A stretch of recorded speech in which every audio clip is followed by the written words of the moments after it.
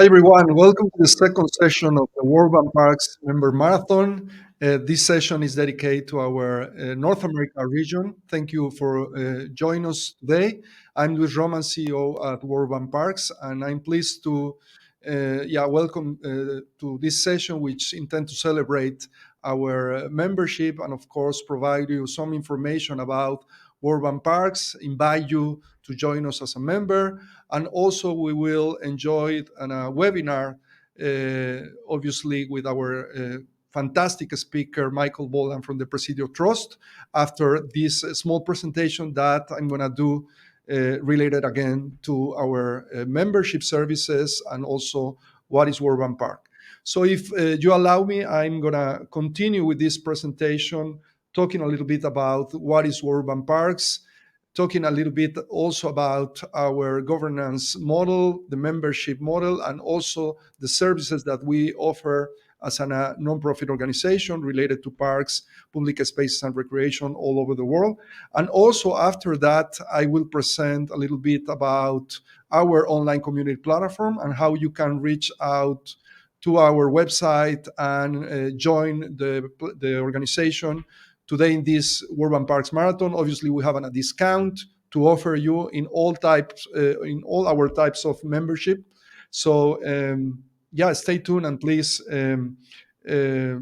help us also out to spread the word about the presentation that we will host this day for you.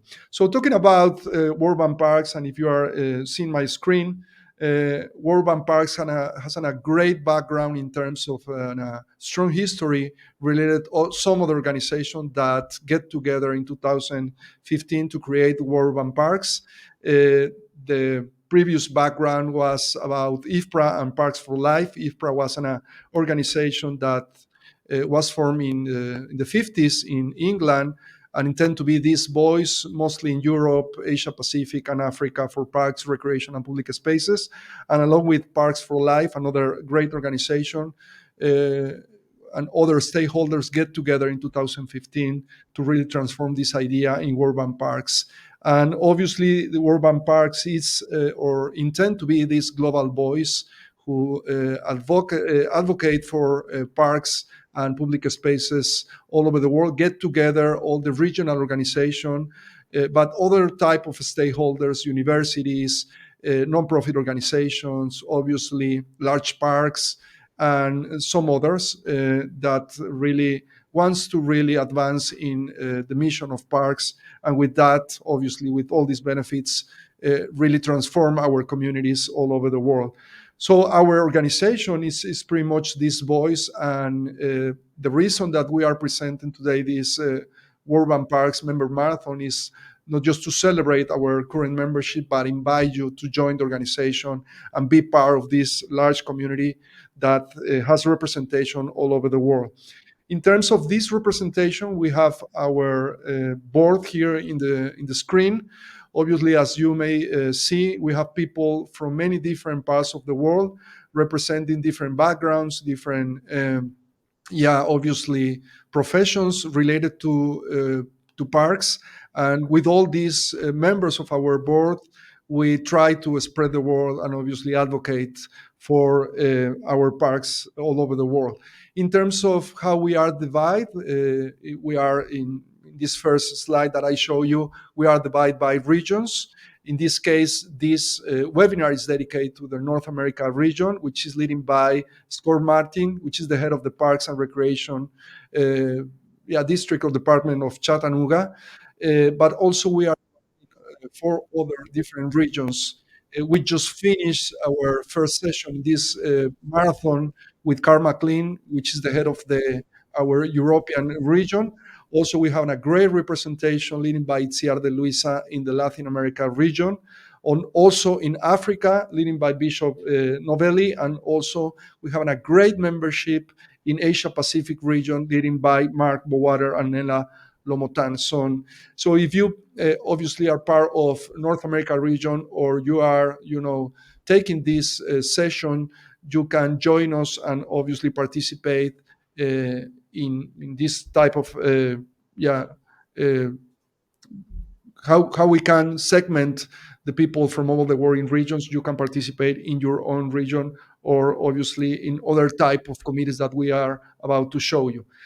In terms of our portfolios, we have been working very hard in the past years to really create a very strong backbone of our organization through these 4 or 5 portfolios. The first one is the advocacy portfolio leading by AP Diaz, who is the head of Seattle Parks and Recreation System in the States. We also work in an alliance process with many stakeholders and organizations all over the world, leading by Jennifer Dunn and Brenton Greer. Also, we have an annual congress, but also endorse other congresses with some services and help. I will tell you also in a minute through our congress portfolio.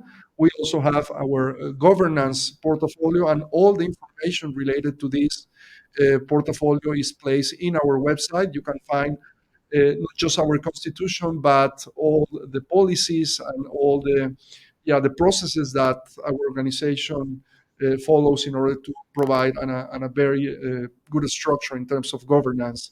Actually, and just as a fact, important fact about urban parks, we are based legally in New Zealand and have this representation all over the world, but we are a non-profit organization, again, based in New Zealand legally.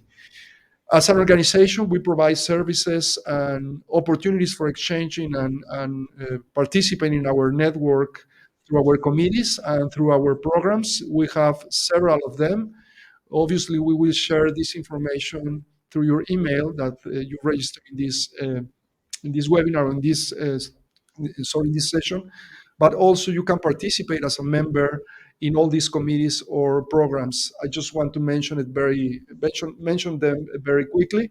We have, in terms of our committees, Children Play and Nature, Large Parks, which our speaker for today, Michael Boland, is one of our co-chairs for the Large Parks Committee. If you belong to a large park, you can participate in this committee and exchange with many other leaders that are running large parks all over the world.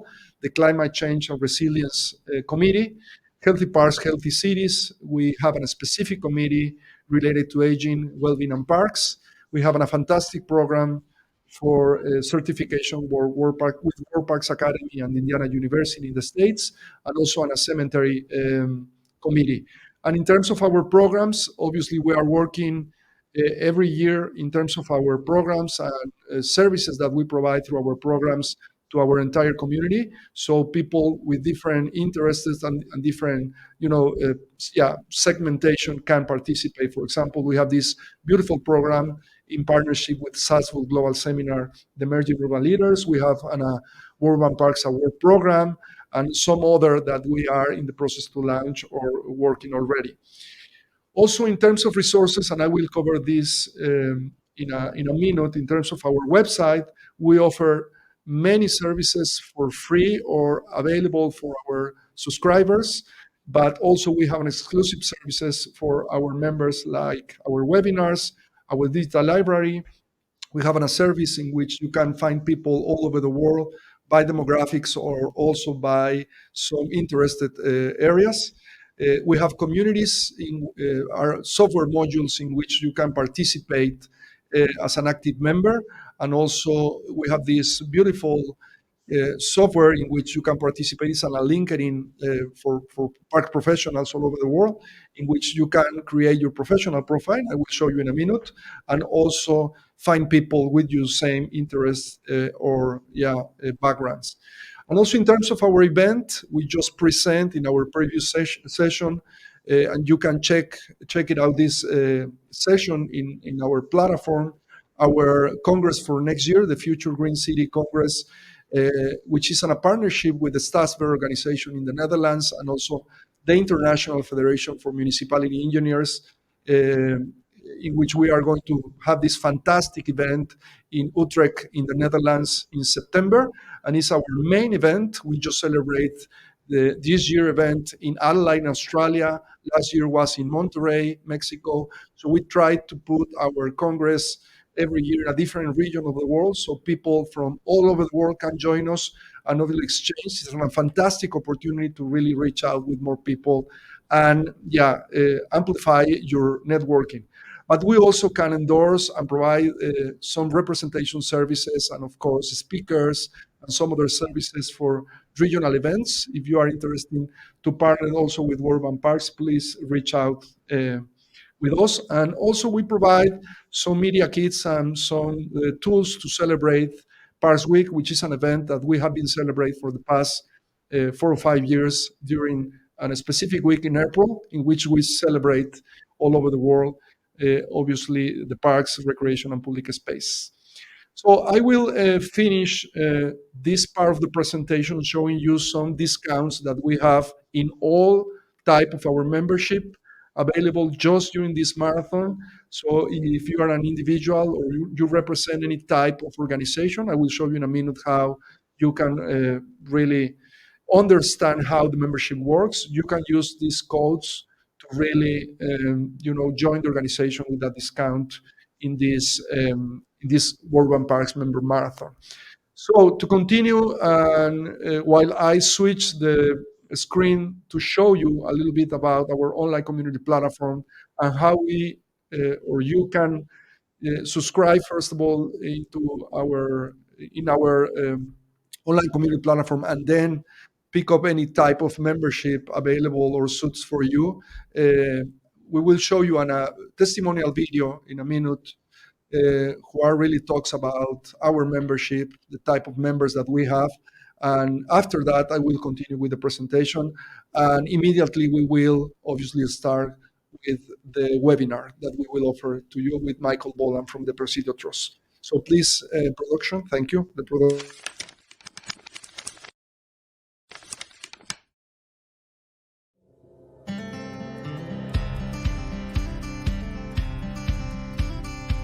Well, first of all, it's a fantastic initiative. In a short period of time, it has become a very important institution. And it's working to ensure that we can provide, protect, and care for parks. And you realize the importance of sharing the information, of sharing all the knowledge of parks. Learning about what other countries do. An organization that brings together people with the same kind of work, the same kind of ideas. Yo no conocía otras instancias de intercambio entre profesionales de todo el mundo. It has been about exploration and exchange and connection. And it creates a really fantastic network. An organization that gathers together and reflects on how to manage, finance, design and program parks. And impacting various communities around the globe. It's more important than ever to exchange our knowledge and experience with each other. It's an amazing organization, A global voice for all urban parks and communities. Brings the focus back on parks and public space. And World Urban Parks brings these people together. We need more countries in Africa to join World Urban Parks. And we do that in every country, in every culture.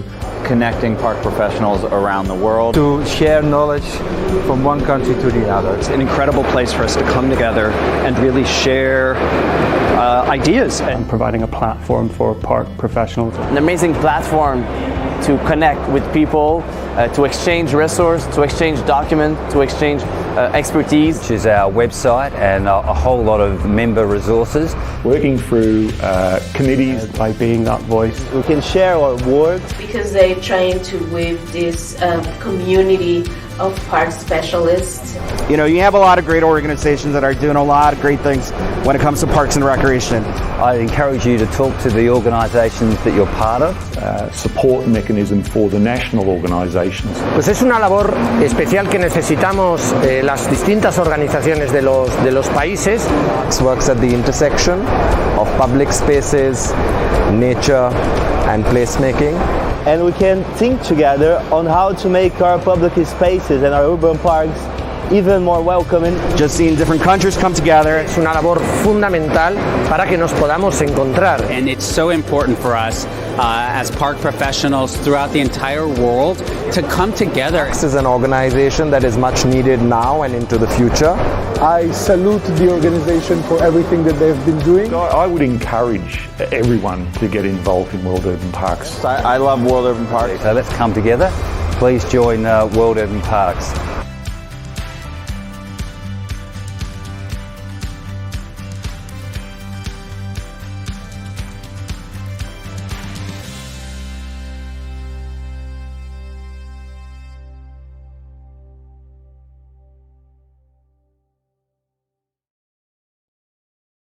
Well, yeah, that's part of our membership, and of course, again, and I think as a part of my personal, story about how I'm related to parks, I started visiting or attending to many events in the States, like 12 years ago, related parks, obviously NRPA and City Parks Alliance events, and I, as a member of a very new community of parks professionals in Latin America or in Mexico, exchanging and knowing through these kind of platforms, no just in the States but all over the world, I think is one of the best, invest that a person and a park professional can do to really improve, their personal journey in our profession. Anyway, I will show you in a minute how you can reach out with our platform and, of course, participate as a members. This is our website. Really, the domain is worldbanparks.org. You can find us obviously through Google or directly with our website. And at the moment that you join the platform, you will be able to really enjoy some of our free content just as a common member of our community, but also you can subscribe in our platform, and then the system is going to allow you to enter as a member, as a paid member. All this information obviously happened through a process. Here in the login section, you will be able to really subscribe yourself as a new member of our community. The system is going to ask you in your language. This is in Spanish, some of them of the sections, but the system is going to ask you for some demographics that allow the system to segment your profile in our different services or the services of the online community platform.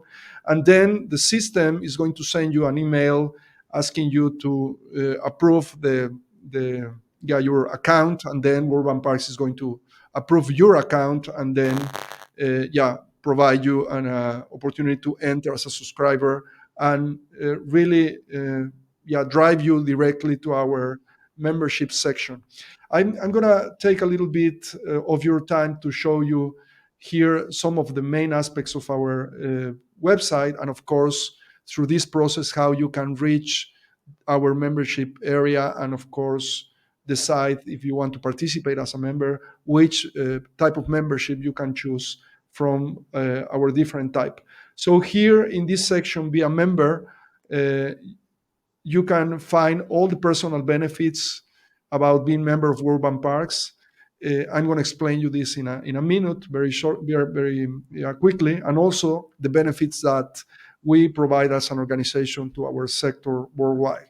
Also, we have the prices here.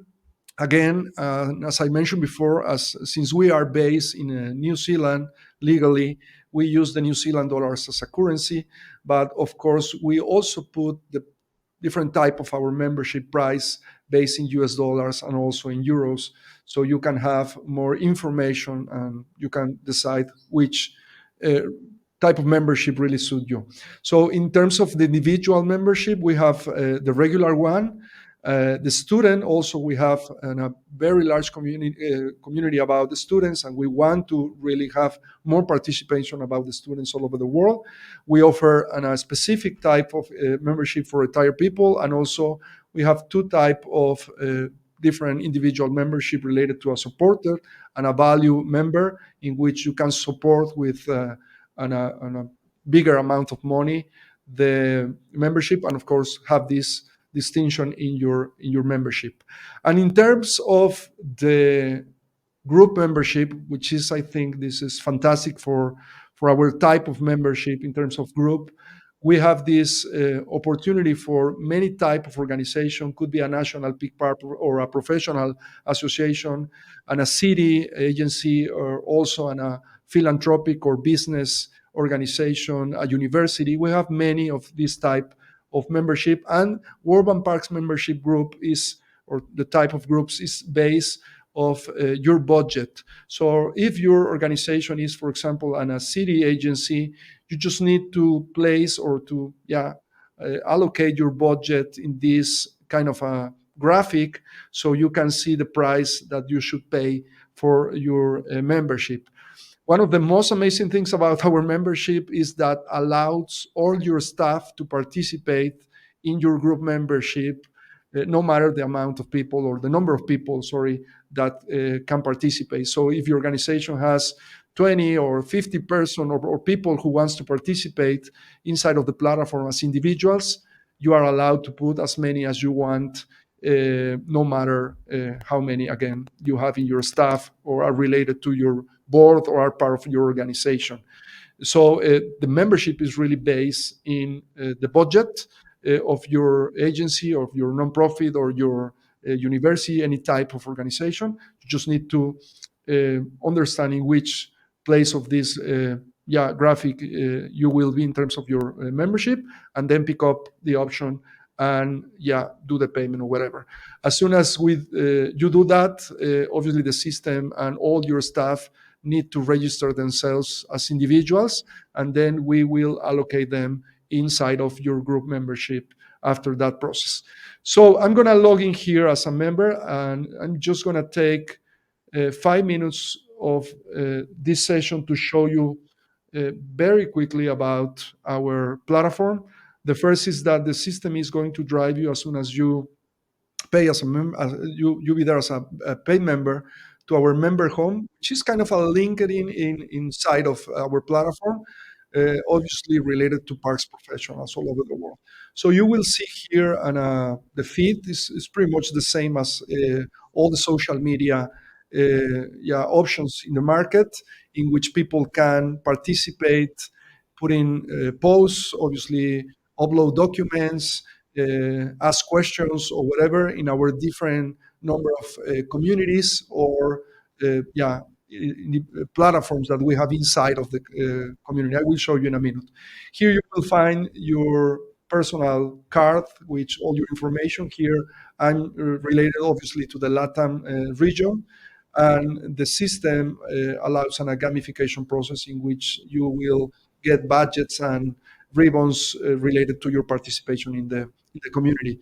Also, we have a news section in which we place every week news all over the world related to parks and public spaces, and also many other modules or shortcuts that you will find interesting here in the sites of the feed, like quick links, community video tutorials in which you can find 2-minute videos so you can understand how to use the platform in a better way. Obviously, you can find the specific space of your region here so you can participate. I will show you in a minute. And also the following content for your professional profile and some other modules or tools that we have available here for you as a member. The first thing that it's important to mention is that you can create your professional profile within the platform and place all your professional information here, also your social media, your contact details, and obviously have record about your membership and all the process within your group or your as an individual. Also, the system in the demographic area at the beginning of the process, in the subscription area, will ask you about your interest areas. And this is very important information so you can be, again, able to find people related to common interest areas about your professional background or profile. And here there's a lot of tools or modules that I encourage you to work with or try it as soon as you join the platform as member. Also, here in the resources, we have many of our resources, again, that we have available for the entire world community for free. For example, the blog, we have a beautiful podcast. The name is PodParks. You can find our podcast in pretty much the whole bunch of players, podcast players available in the market, like iTunes, Spotify, and some others. And you can find all the episodes and obviously reach all the information about our podcast. But also some of the exclusive benefits for our members are related, for example, to our digital library, in which you can find thousands of documents related to different tracks or themes and topics And obviously, we have many different type of documents, PDFs, audios, videos. Also, we always, as soon as we finish on a congress, for example, the past congress in Adelaide, we place all this content in video and in PDF for our membership, so they can, or you can really reach out for any type of topics. For example, if I'm interested in master planning or master plans, the system will find not just in the digital library, but along all the community, all the information, all the community and all the tools, the modules, all the information related to master planning. And you just need to, find information, download the video or the PDF or whatever, or see it here in the screen. For example, here we have a presentation, a keynote presentation from Jonathan Cha from John de Pro Park in Canada from our last congress in Monterey in 2022. Also, we have in the resources the directories in which you can find people by city, by country, and also because of the interest areas. So, for example, if you are interested in have some exchange with people from Australia, for example, here I can find, where is Australia? Oh, here. And obviously, I want that the system can discriminate more about interest areas and put biodiversity, large parks, or marketing communication. The system will find, the system will find, oh my God, I'm doing something. Oh, Australia, sorry, I made a mistake here. And the people will find all the members that we have from Australia, and also you are available to reach out with any specific individual here. For example, if I'm interested to get in touch with Brenton or with Tim, I can also, or either request them as a contact, send them a message, or also see their professional profile and get in touch related to or regarding their professional information. And also, I'm going to finish this, and obviously the chat is open, so if you have any questions regarding all this process that I am showing you, I'm going to finish the presentation about urban parks, showing you this section, and then after that we are going to present our webinar for today with Michael Boland from the Presidio. So now, or here, you can find all the access related to our regions. If you belong to the North America region, you can reach out here to the North America region, and we have many tools and modules that you can or interact with, the library, the blogs, and also you can reach all our membership from North America. And again, if you are interested, for example, to reach out with Michael, which is our speaker today, you can find information here from Michael, and obviously, more details about the different people who participate in the North America region. Is the same kind of a software or module for our committees. If you are interested to participate in our, for example, Healthy Parks, Healthy City Committee, you can join the community access here and also place any type of question, doubt, or upload a document related to this specific topic, and also reach out all the members of this community here by clicking in their professional profile, or again, request them as a contact or send them a message or whatever. And of course, you can see here, people are from all over the world. We have people from North America, like Gideon Berger, or people from Europe, or any other type of people regarding or related to the regions. And also, we have in the program an events section, the ability to enter to the communities. We have an open forum in which all our membership participate, asking questions, again, upload documents or whatever. And also we have a specific area in which people who wants to get all the material and content that we produce during our congresses, you can enter here and, of course, download in our digital library for the Congress all the presentation from our two past congresses, the last one in Adelaide in Australia, and the previous one in Monterrey, Mexico in 2022. Okay, so I'm going to finish here this presentation again, asking you to join us, obviously sharing you that for urban parks as a global movement is very important to count of people from all over the world. And obviously this second session about our marathon is more related to North America. If you are seeing us from the States and from Canada, and you want to participate or get engaged more with urban parks, please reach out with us, or be part of our membership these 2 days, which we offer this discount. Of course, you will find information about our Congress next year in the Netherlands. Our call for proposals is still open until January. And if you want to participate as a speaker, all the information inside of the website, and also as a member, you will get a great discount participating in our Congress next year in the Netherlands.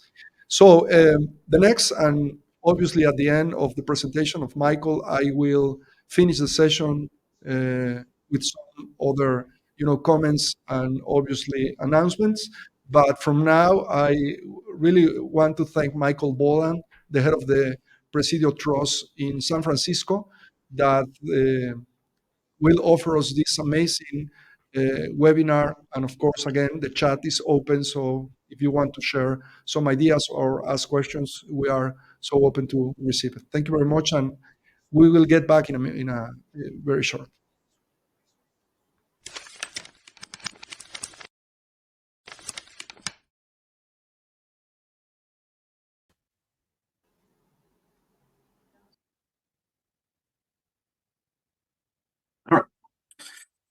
So the Presidio is a really unique site among national park sites in the States, and for a couple of reasons. First of all, it is a site with very deep human history, over 10,000 years of human use of the site, and those layers of human history have left an incredible legacy of built form all over the site. And this is one of the earliest views of San Francisco, and in the background you can see there's a view of the Golden Gate, actually, before there was a Golden Gate Bridge.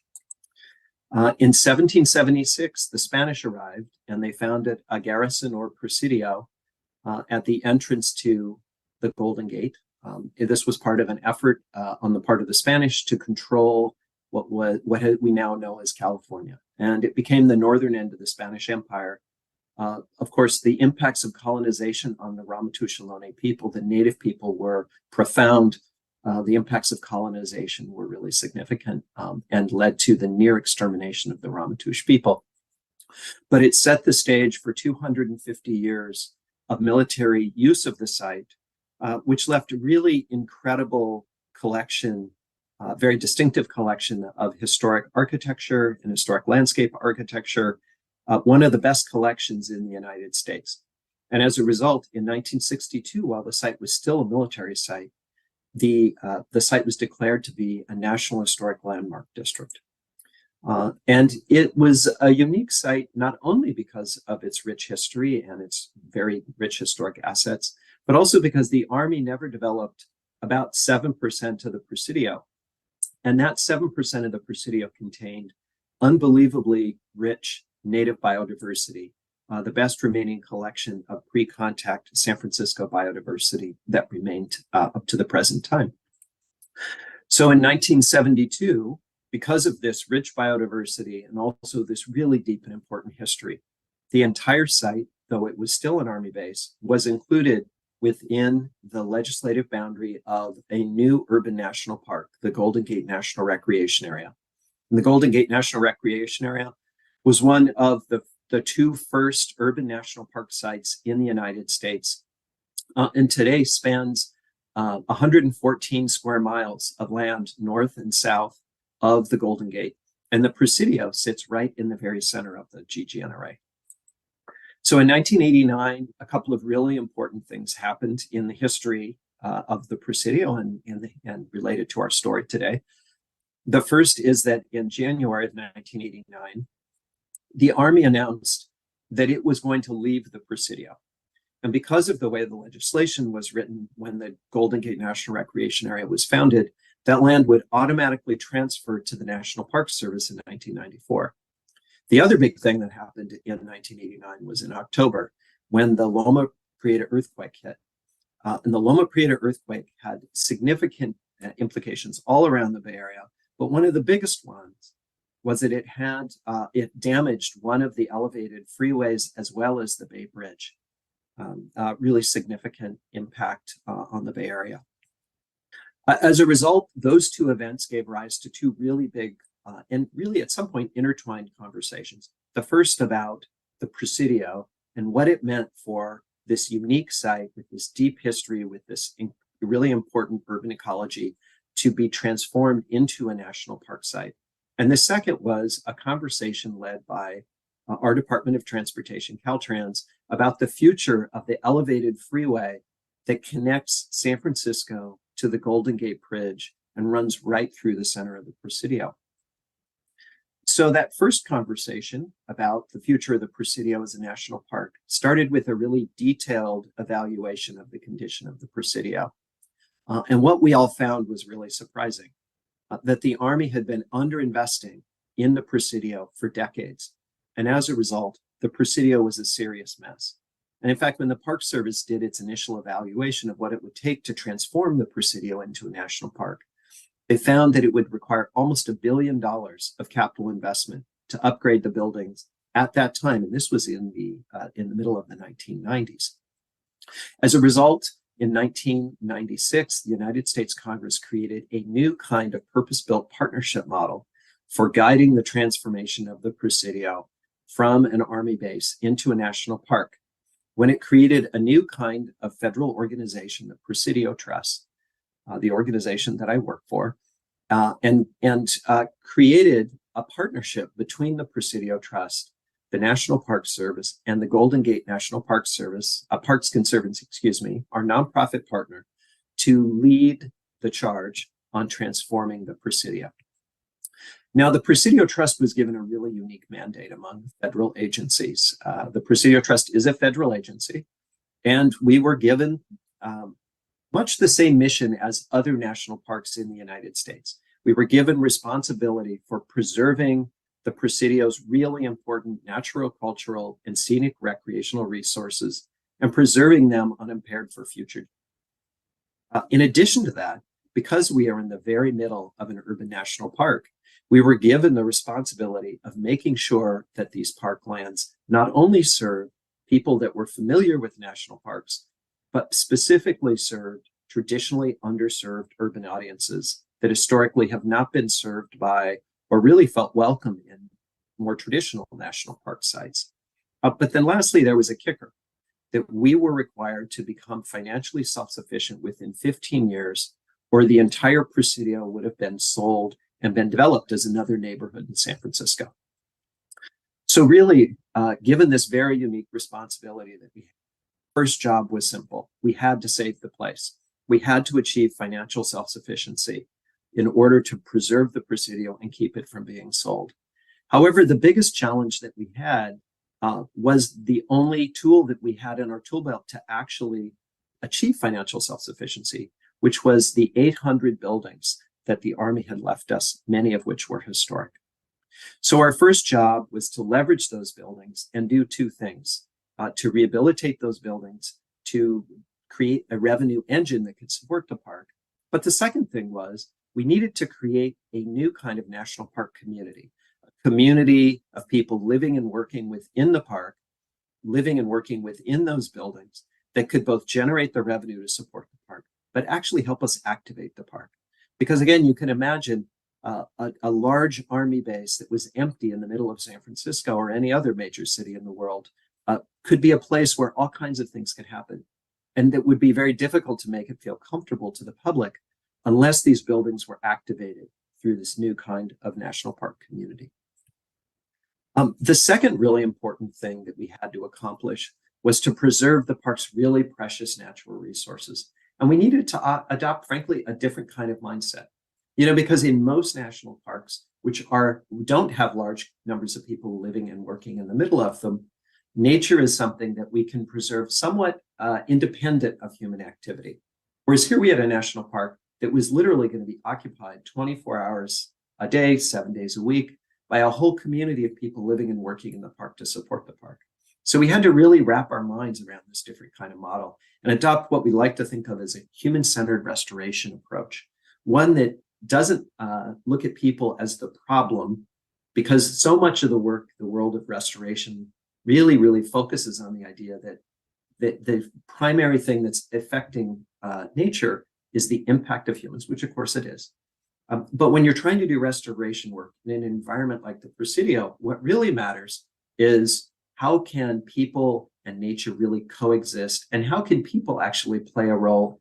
How can they be the answer? How can they play a role in preserving and restoring these really important relic natural areas in the park? So we adopted in our very early days very much a community stewardship mindset. And we did that for two reasons. First, we needed the labor because all of our resources were going into renovating buildings to generate revenue. But the other thing we needed was we needed to build community awareness, because most people in the community had no idea of this incredibly precious biodiversity that the Presidio preserved right in the middle of San Francisco. So we quickly engaged thousands of members of the public each year in the restoration and stewardship and the preservation of these relic natural areas. We knew that to take these small fragments and actually restore healthy ecosystems, we needed to engage in pretty transformative restoration activities, taking derelict sites like this old water treatment plant on the left, taking areas of non-native forests like the eucalyptus woodlands that the Army had planted in the 1880s and 1890s, removing these features and transforming these sites to improve their ecological health. It meant we had to do things like engage every year in logging operations in the middle of our national park, which in the United States is really is an activity that never happens in the middle of our national park. But all of this in pursuit of improving the ecological health of the Presidio's relic natural areas, these really important natural features, and all of it within the view of all of the people that lived and worked in the park, as well as the surrounding community, the 800,000 people that lived in San Francisco and in the neighborhoods that surround the Presidio. So we've had some notable successes. For example, this is a view of the after, which is Mountain Lake. The slides that I showed you before were some pictures of the before at Mountain Lake, where we were able to both heal that lake, improve the health of the lake, and also do restoration activities to create new vibrant ecological upland that is so healthy we've been able to actually reintroduce some threatened species that used to be in the lake, including the western pond turtle, which is shown here. We also leveraged the environmental cleanup of the Presidio. Early on in our history, we negotiated a transfer of responsibility from the United States military to the Trust for all of the environmental cleanup of the contaminated sites, some old Army landfills, and other things that existed on the site, old gas station sites.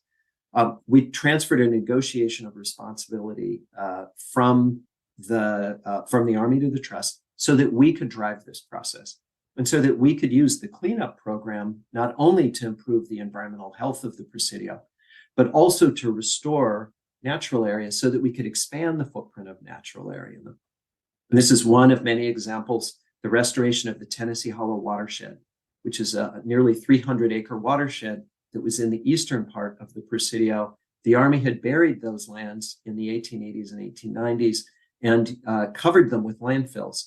And so we use that remediation program to drive not only cleaning up the environment, but also to restore these really important native ecosystems. But one really important challenge remained, and that was taking this place, this derelict Army base, and transforming it into a welcoming place where people from all backgrounds really felt welcome.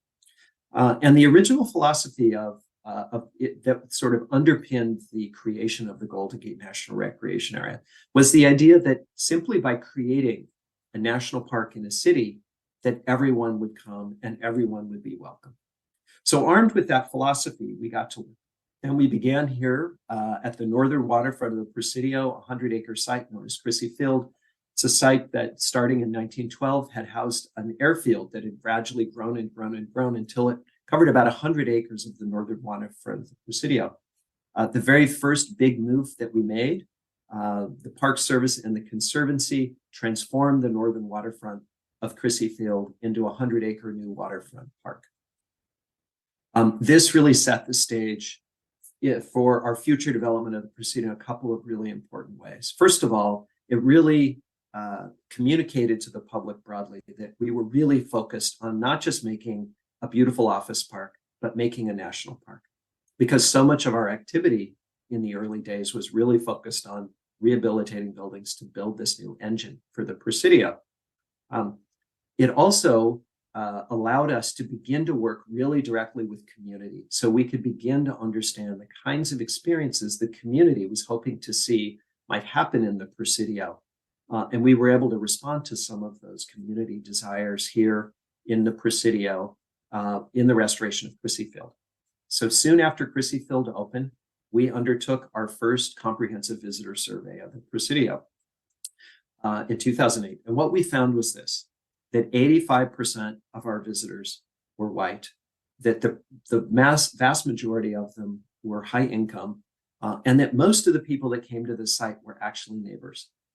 So we had not yet achieved the true purpose of our national park in terms of who we were serving. We were primarily, the Presidio, we basically created a neighborhood park. It wasn't yet really truly a national park. And this was really consistent. This visitor profile was really consistent with what has historically been true in so many national parks in the United States. That if you look at the visitor profile of most national parks in the United States, that historically it has been whiter and wealthier and older, and also better educated than the American population at the whole. But of course, urban national parks were created for precisely this reason, starting in the 1970s. And the idea was, again, that we would bring national park experiences into cities where we could make them available to audiences that have traditionally been underserved by national parks. But it also became an opportunity for us to create experiences that are relevant and welcoming so that these national park sites could become a bridge to the broader national park system throughout the United States. And so we really had our work cut out for us, because even though we had made good progress at preserving the Presidio, at preserving its precious ecology, and at actually transforming some of the sites into park spaces, we still had visitation that did not yet reflect the diversity of the Bay Area. And we frankly weren't achieving our mission. So we had to get to work. We had to double down. And we began by listening really deeply. We conducted a series of focus groups, working with an array of community partners over a series of years. And we heard a lot of really important feedback from the Presidio, frankly, from the community, frankly, some of which was a little bit hard to hear. The first thing we heard was really interesting. We heard that this legacy of military service of the Presidio, the fact that this site was a former Army base, and the kind of experience that people had for generations coming to the Presidio was actually a big barrier. I know when I was young, when I came to the Presidio, you were invariably greeted by a guy with a gun, and they wanted to know what your business was, the military police. And if you didn't look like you belonged in the Presidio, or if you didn't have any kind of official business there, they would turn you around at the gate. And what this meant is that even though the Presidio was technically an open Army base and anyone could come there, there were many people in our community who were turned around at the gate. And so that memory of that experience is something that was very much alive for members of our community still. We heard about the wall of wealth that surrounds the Presidio. The Presidio is surrounded by many of the wealthiest neighborhoods in America. It creates both a practical and perceptual wall. A perceptual wall just because it makes the park feel like it's a park really for those neighbors, but a very real wall in that there are actually fairly few bus lines that go through those neighborhoods to serve the Presidio, because again, historically it was an Army base. The fact that we needed to generate revenue to support the park came up over and over again. Because there's a limit on the amount of square footage that the Presidio can actually ever build, we have to squeeze as much revenue as we can out of the limited number of buildings that we have. And as a result, to live in the Presidio is expensive. And so we heard, again, this reinforced this feeling that the Presidio was not really a park for everyone. We actually heard from the public that the actual historic character, this thing that we had worked so hard to preserve, was actually sterile and unwelcoming. That the simple severity of the buildings was in fact something that was very much off-putting for a community, that there was a lack of playfulness, a lack of fun, and it made the place feel very unwelcoming. And lastly, we heard that there is a history of violence in the Presidio, an impact on the very communities that we were trying to welcome to the park. So, for example, the Presidio is a place where during the Second World War, the internment order for Japanese Americans was issued by the commanding officer. And as a result of that, 120,000 Japanese Americans up and down the West Coast were incarcerated in concentration camps in the center of California and others in the center of the United States. Well, this is not that distant a memory. And these kinds of examples came up over and over again in our conversations with the community, this notion that not only has the Presidio been unwelcoming historically, but it's actually done harm to the very communities that we were trying to welcome. So we realized that we really had our work cut out for us. We set to work trying to address the feedback that we had received from the community and some of the barriers that we've heard from the community. So the first thing we did was really work on access. We created a free shuttle system funded with revenue from our parking program. And not only did we use that to create free shuttle to connect to all the major regional transit connections in downtown San Francisco, we used the shuttle to create a shuttle bridge to some of the communities that historically have been underrepresented on our visitation. We created a series of gateway experiences. We had heard from the community that were certain kinds of experiences that people really wanted to have in their national park. And two of those were hiking. So we built a 24-mile network of trails and a 19-mile long network of bikeways. And we also heard that camping was something that really fired up the imaginations of the community. And so we rebuilt Robb Hill Campground, which is a former Boy Scout campground, but transformed it into a great kind of national park camping experience.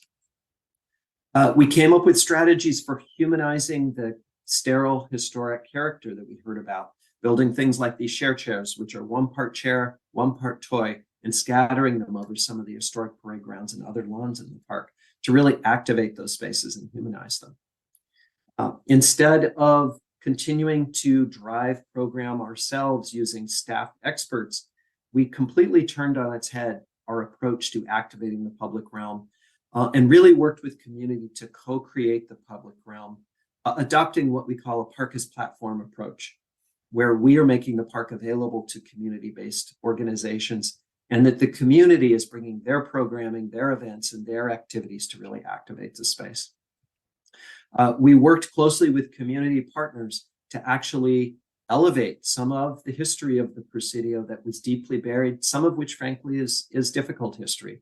So, for example, we co-created an exhibition in the Officers Club focused on the Japanese American incarceration in the Second World War. And we worked closely with the Japanese American community to both tell this story, but also talk about the impact of that story, of that history on that community. And in conjunction with this, worked with them to produce a series of programs that were delivered by community partners. Again, part of this strategy of reclaiming the past and shining a light on some of the dark history so that everybody understands the complexity of the Presidio's history. We also created some new stories, working with a whole array of artists to elevate some of the really unusual characteristics of the Presidio. One of the big themes we focused on was the historic forest itself, actually, which is a really unique artifact, a 300-acre historic forest planted in the 1880s, 1890s, that most people think of as actually a native forest. But in fact, it's a cultural artifact. And so we worked with the artist Andy Goldsworthy to create a series of installations throughout the Presidio that, in a more poetic way, interpret the cultural and ecological characteristics of the landscape. And we focused our energy on where we focused our resources, right? We prioritized our investments, making sure that with the limited resources that we had to invest in programs and in supporting community partners, that we really prioritized investing in those communities that historically been underrepresented in our visitation, which we had more information about as a result of the comprehensive visitor survey that we had created. So using all of these strategies, we began to see a change in the visitor profile of the Presidio. We began to see make really important progress on really transforming the Presidio into Park for All. But there was one thing that we continued to hear about over and over again that was missing. And it was a simple thing. Actually, it was really a heart for the park. What we've consistently heard from the very early days is that the Presidio, because it's a former Army base, and it was not designed to be a public place, is actually one of the most confusing places to visit. And that this in and of itself was a huge barrier to the public's ability to come and enjoy the park. And what we realized is that we had an incredible opportunity. And that opportunity was the elevated freeway that cut the park in two, Doyle Drive, that I mentioned earlier. Caltrans had begun this planning process looking at the future of this elevated freeway because of the damage that the Loma Prieta earthquake had caused to freeways all around the bay. So Doyle Drive became what was historically really a barrier and a challenge suddenly became this incredible opportunity, because the vision that emerged for Doyle Drive was not a vision of rebuilding the same elevated freeway but actually transforming the freeway into a parkway, a freeway that actually stitched the two halves of the park together, both under the freeway and at a couple of critical locations over the freeway. But the bigger opportunity that we had was this, that Caltrans had put so much energy into building the roadway that they hadn't really developed much of a vision for what the park that would be located over the top of the freeway in a very critical location in the Presidio, between the main post, which is the historic heart of the Presidio and is really the civic heart of the Presidio, and the restored waterfront of Crissy Field. This site had the potential to serve the community, to be that gateway, because it connected the two most important public parts of the Presidio. And it also had panoramic views of the bay and the Golden Gate, which are the most important historic icons that really tell the story of this national park. They're really the central feature of our national park. So we decided that the opportunity was too important, that we needed to take advantage of it. And so the Presidio Trust, working with their partners, the Golden Gate National Parks Conservancy and the National Park Service, launched something we call the Imagine Phase. And we went to the community of architects and landscape architects around the world, and we solicited requests for qualifications. We solicited interest from firms all around the world to design this really important 14-acre site, this land bridge that covered the freeway. In the end, we hired 5 firms, and those 5 firms developed 5 really distinctive, really unique schemes in an invited competition that was unique insofar as the public actually participated in the competition and gave the designers input and feedback about the schemes during the competition. So they completed these 5 schemes, and then we built a design lab on the Presidio where we tested all 5 of those schemes. It was a staff facility. It was open 7 days a week. Members of the public came and they learned about the schemes, and they could leave their feedback about the schemes, which ones they liked, what they liked best, what they liked least. And we also took the schemes out into the community. We hosted a series of community workshops out in the community where we tested the schemes with the public and we got their feedback. And the feedback was absolutely critical. We got very, very important feedback, both about what the public loved about the schemes, but also about the things that they didn't see in the schemes, things that were important to them, things that would address some of the barriers that we had heard over time for why the public was not coming to the Presidio. Most importantly, the community selected a scheme, and that was the scheme designed by James Corner Field Operations, probably best known as the designers of the High Line in New York.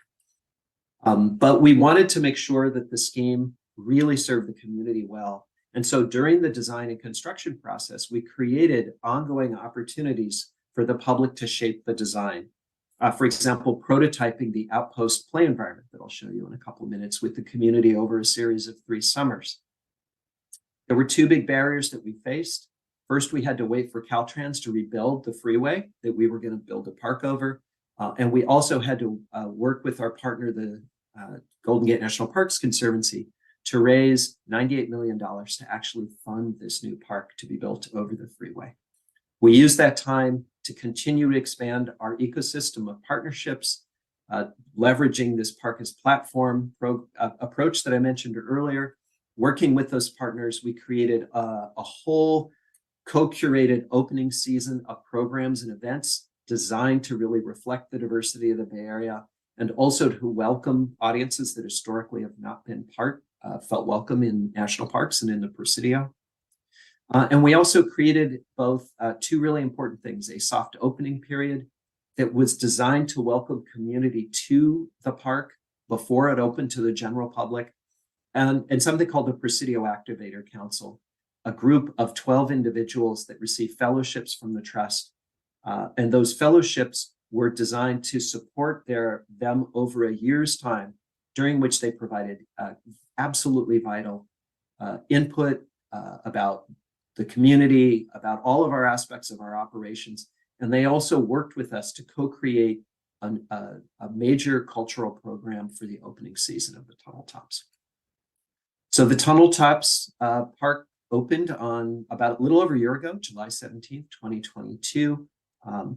And what opened was really a project that has transformed the Presidio. The project has really 3 zones, and I'll just walk you through each of those zones a little bit.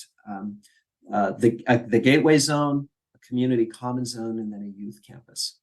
The Gateway Zone was really created to address what we heard back from the public, which is trying to create an opportunity to address some of those key barriers.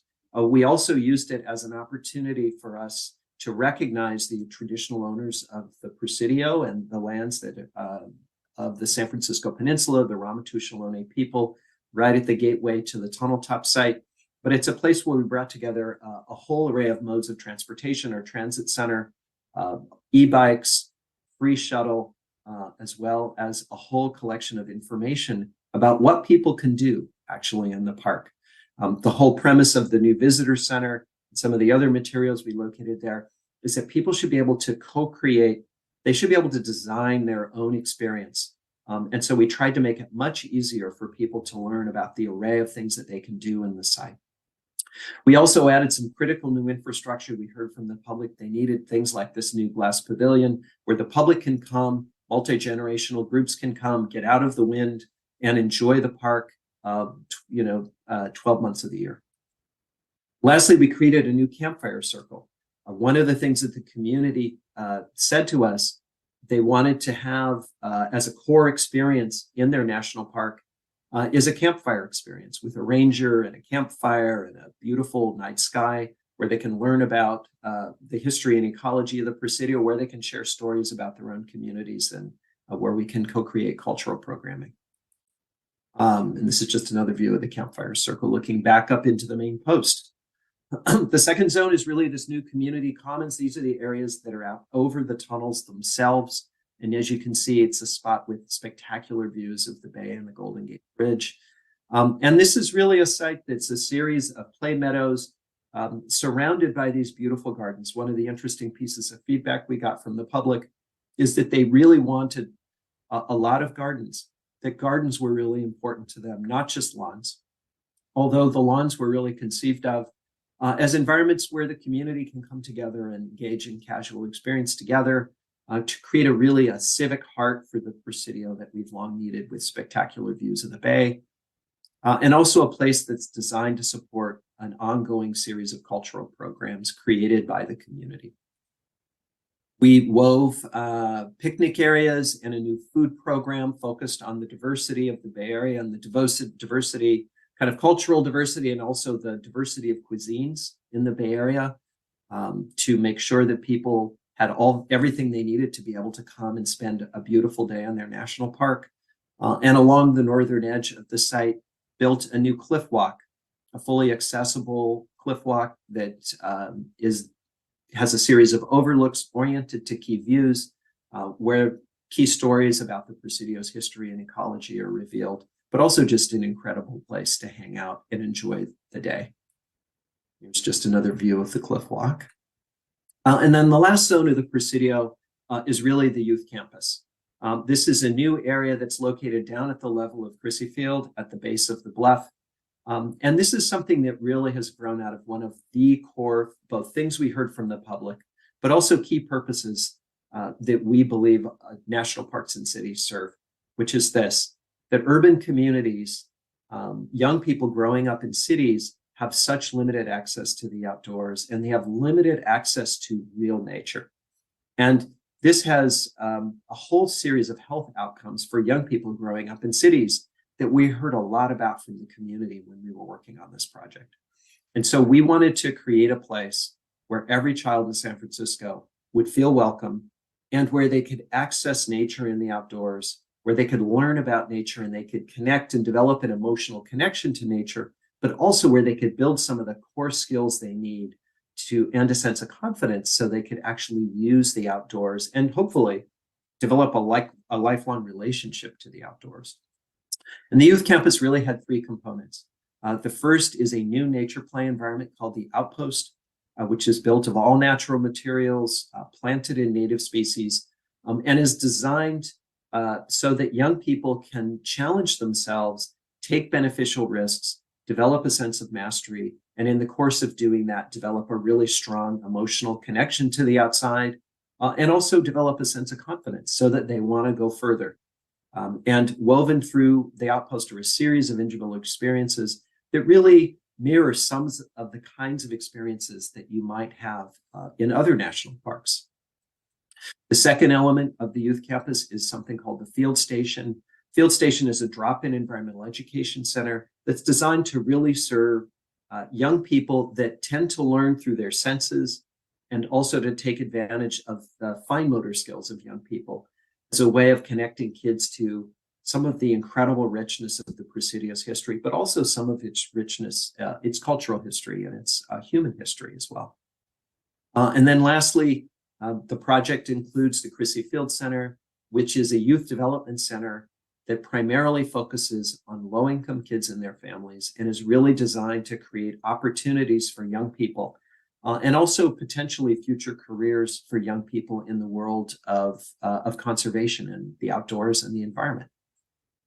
And as I mentioned earlier, most fundamentally what we were trying to do here was to create a new campus where generations of young people from all across San Francisco will be able to connect to nature and the outdoors, develop a really profound emotional connection to the outdoors, with the hope that they become future stewards, not only for the Presidio and for national parks, but really future stewards for our planet.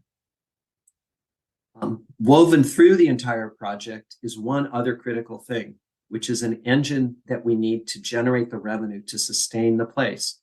Because as I mentioned earlier, one of the core challenges the Presidio has is that we have to generate enough revenue each year to support the park. So not only did we design this new park to sustain and support the public and to welcome new audiences, but we also wove through the project opportunities to generate revenue so that we can offset the increased cost of operating the tunnel tops. So the tunnel tops has really been a game changer for us. It is really the crowning achievement of 2 decades of work to transform 180 acres of asphalt along the northern waterfront of the Presidio of San Francisco into 180 acres of new parkland and to a new park for all. And we just got back our latest survey results from 2022. We do every year we do a comprehensive visitor survey, and we were delighted to find that in 2022, the ethnic, income, and age diversity of our visitors now closely reflects the diversity of the Bay Area, so that it no longer reflects the traditional visitation of national parks, which was disproportionately white, disproportionately wealthy, disproportionately well-educated. But in fact, we have moved the needle quite a ways in our ambition to making the Presidio a national park for all and a national park that specifically prioritizes and serves communities that have historically felt unwelcome in national parks across the United States. So thank you all for your kind attention.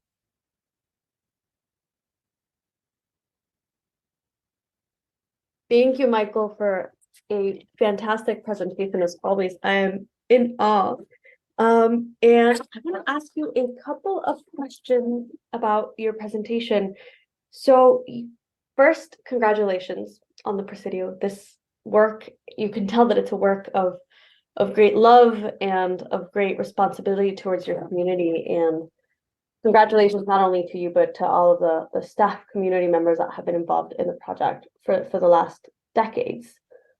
Now, first I want to talk about this, what you mentioned, the human-centered restoration approach. Now, I think it is a fantastic example of co-production of restoration and sustainability practices. And as you said, it can be a way to challenge the assumption that humans are inherently bad for nature. So what do you think are some of the key messages or key findings that could be translated to other parks, to other cities that are trying to remedy this human nature relationship? Yeah, it's such an important evolution of our strategies to steward, to preserve nature. I mean, here we are in the middle of an extinction crisis, and cities and parks are becoming more and more and more important as reservoirs of biodiversity. But the dichotomized worldview that gave birth to urban parks is actually part of the barrier, right? We need to both reimagine these natural areas in ways that allow people to interact with nature in a way that still preserves their important ecological values, but also care about what people think. One of the barriers to restoring natural areas in cities is the way they look. There's this whole body of research that people think that restored natural areas look messy, or they look untended, or they look uncared for, or they look vacant. And that's a real issue because we want people to value those things. We don't want them.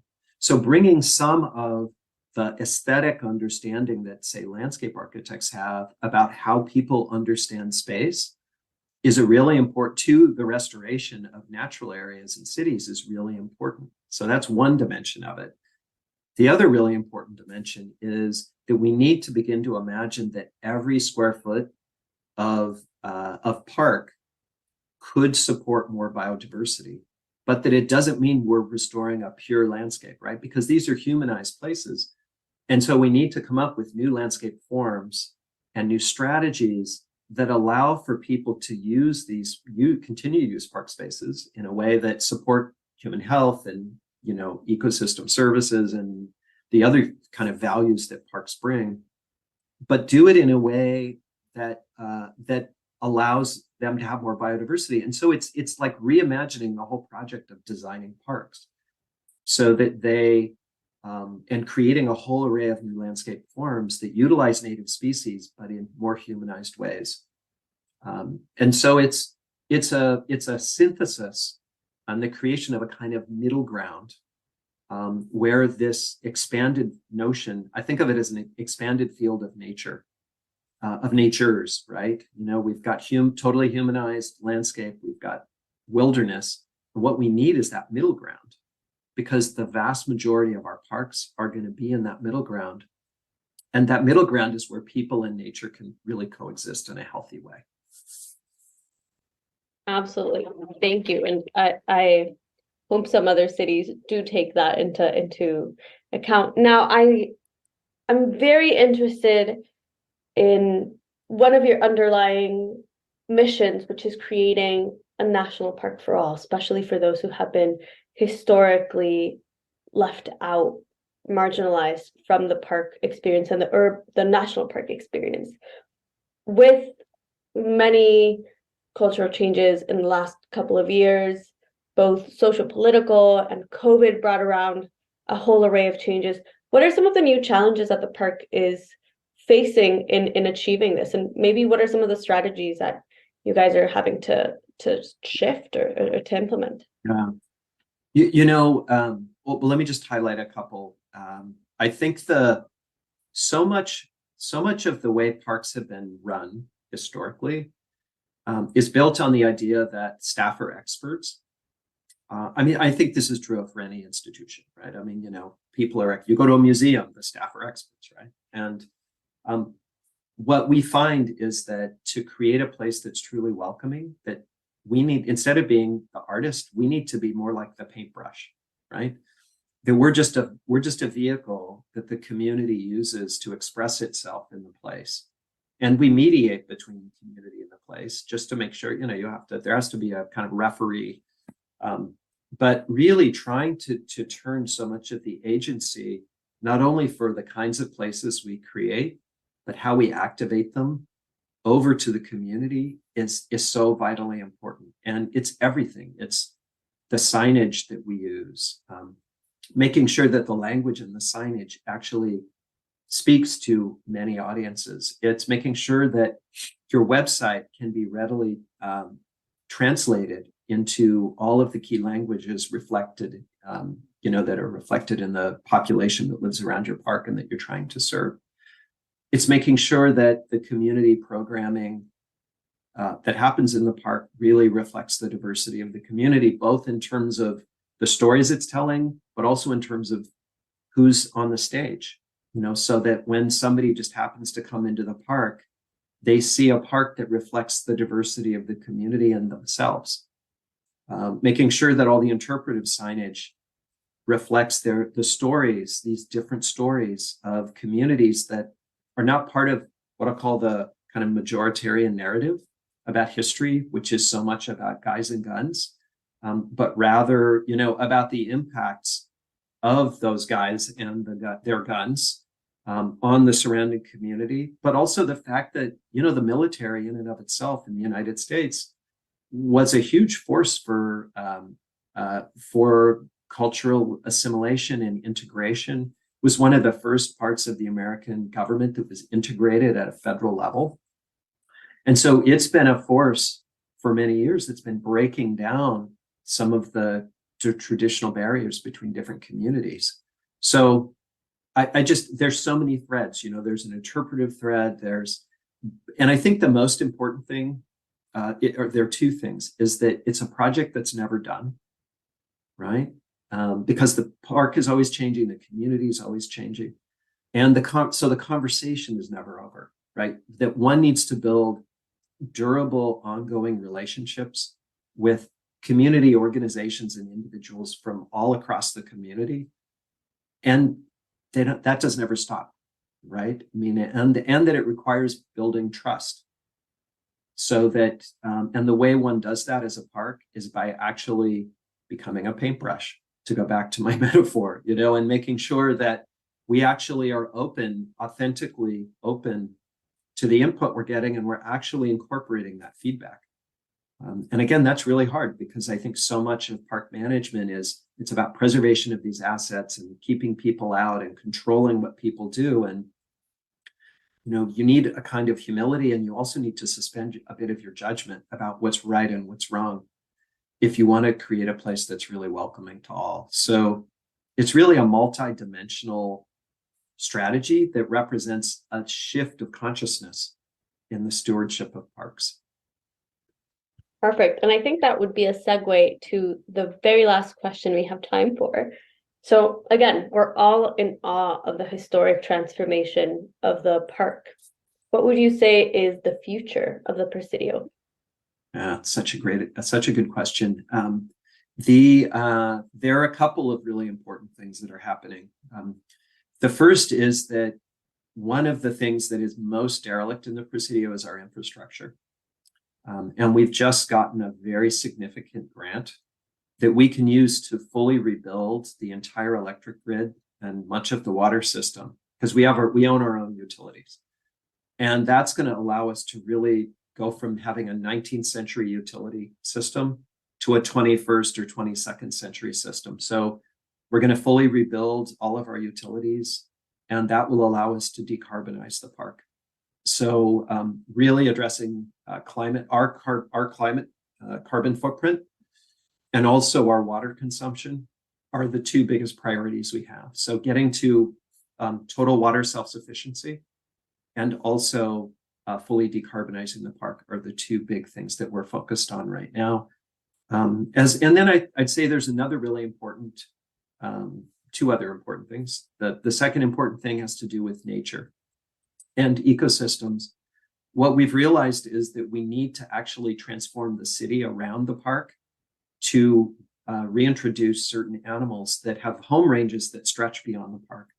So we've just launched a new initiative called Reimagining San Francisco. We are going to reclaim it, but Reimagining San Francisco, that's working with 40 community partners from all over San Francisco to transform the city into a green city, into a city that is vibrant, ecologically vibrant. And then the last thing is the ongoing work with community. As I mentioned earlier, that work will never end from our perspective until every single person in San Francisco feels welcome in our national park. So that's just ongoing work that we'll be undertaking. Well, thank you again, Michael, for giving us the time for sharing the story of the Presidio. And for all of our members, please reach out to Michael through the platform. And you currently had the Large Parks Committee, so we hope to hear again from that very soon throughout our member marathon, and we'll be hearing again from you as well. All right, thank you. Thanks so much, everyone, for your time.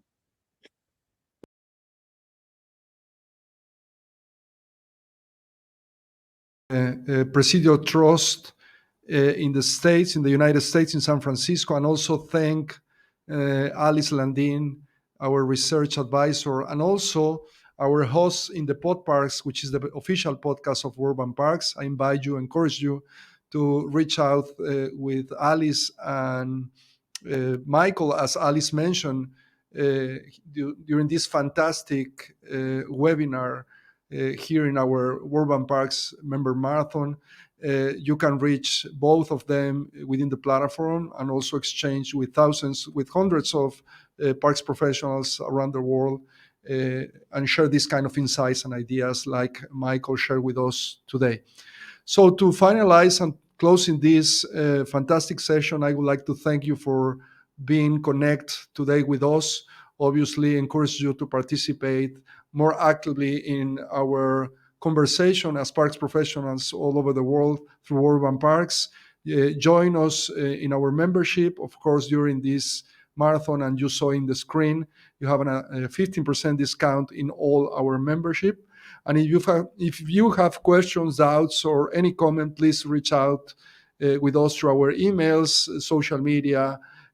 We are pretty much in the whole platforms, Facebook, LinkedIn, Instagram, Twitter, and also all the information about the staff of Urban Parks and also the members of our board is in the website. So thank you very much again. And just to finalize this, all this information, it has been recorded and will be available as long as